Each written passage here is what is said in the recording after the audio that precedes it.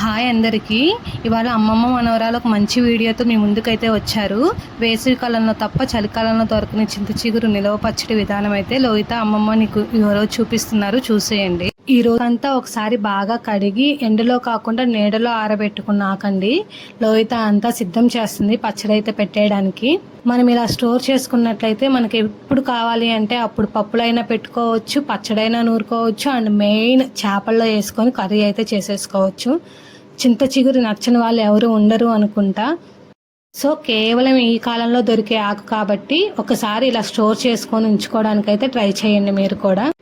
లోహిత అంతా గిన్నెకేసి సిద్ధం చేసి పెట్టింది. అమ్మమ్మ చేయడానికైతే రెడీ అయిపోయింది, చూసేయండి. దానికోసమైతే ఒక ప్యాన్ పెట్టుకొని చింత చిగురు వేసుకొని కొంచెం ఆయిల్ వేసుకుంది.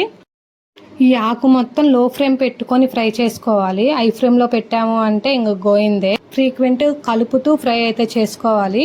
చూసారా, ఒక పచ్చి ఆకు కూడా లేకుండా మొత్తం ఫ్రై అయిన తర్వాత కొంచెం పసుపు వేసి ఫ్రై చేసుకోవాలి. ఆకంతా అట్లనే ఫ్రై అయిన తర్వాత పూర్తిగా చల్లారి పెట్టుకొని వీలైన వాళ్ళు మిక్సీలో లేకపోతే రోట్లో వేసుకొని దంచేసుకోవాలి. 1 కేజీ చింత చిగురు ఆకుకి 100 నుంచి 150 గ్రాములు అయితే ఉప్పు పట్టిద్ది. ఉప్పు అండ్ పసుపు ఆకు పచ్చడి చెడిపోకుండా ఉండటానికేనండి, అంతే. కరెక్ట్ ఉప్పు వేయాల్సిన అవసరం అయితే లేదు. మనం కూరల్లో వేసుకున్నప్పుడు కర్రీలో అడ్జస్ట్ చేసేసుకుంటే చాలు. అంతా ఇలానే మెత్తగా దంచుకొని ఒక డబ్బాలో పెట్టుకొని ఫ్రిడ్జ్లో స్టోర్ చేసేసుకోవడమే. ఇంకా మీకు ఇలాంటి మంచి వీడియోస్ కావాలి అంటే ప్లీజ్ ఛానల్ని సబ్స్క్రైబ్ చేసుకోండి. వీడియో నచ్చినట్లయితే లైక్ చేయండి.